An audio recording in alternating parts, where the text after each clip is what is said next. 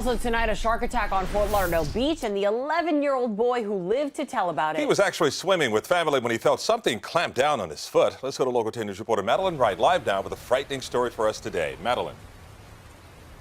And frightening indeed. That boy says that he and his family have visited South Florida several times before, but nothing like this has ever happened. That 11-year-old was in the water here walking back towards shore, leaving his dad and older brother behind, and that's when a shark clamped down onto his foot.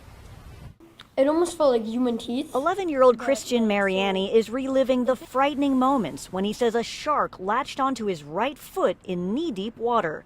Paramedics rushed to Fort Lauderdale Beach to treat his wounds. I knew something bit me, but just the fear of not knowing what bit you and what's going to happen to your foot after that is the scariest feeling that I think I have ever experienced in my life. The attack happened across from the Ritz-Carlton around 9 o'clock Wednesday morning. Off-duty lifeguards on the beach for physical training heard the boy screaming as he looked down at his foot.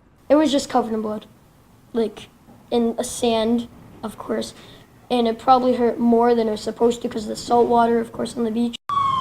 Fort Lauderdale Fire Department paramedics took him to Broward Health Medical Center, where doctors gave him 17 stitches, along with antibiotics and painkillers. It was surprising because, again, we've seen a lot in the last year of shark attacks over the coast of Florida. So they're being more prevalent. Doctors are keeping Christian in a wheelchair so he can keep the weight off his foot while he heals. Despite the scary ordeal, he says he's still planning to visit South Florida beaches. Right now, I'm not getting back in, obviously, because, but after that, after I'm healed, I probably will get back into the water. And he's really so lucky that the injuries weren't worse. Christian is expected to be discharged from the hospital today. He and his family are going back to Canada on Monday. He says he'll have quite the story to tell his classmates when he goes back to school next month. Live in Fort Lauderdale, Madeline Wright, Local 10 News.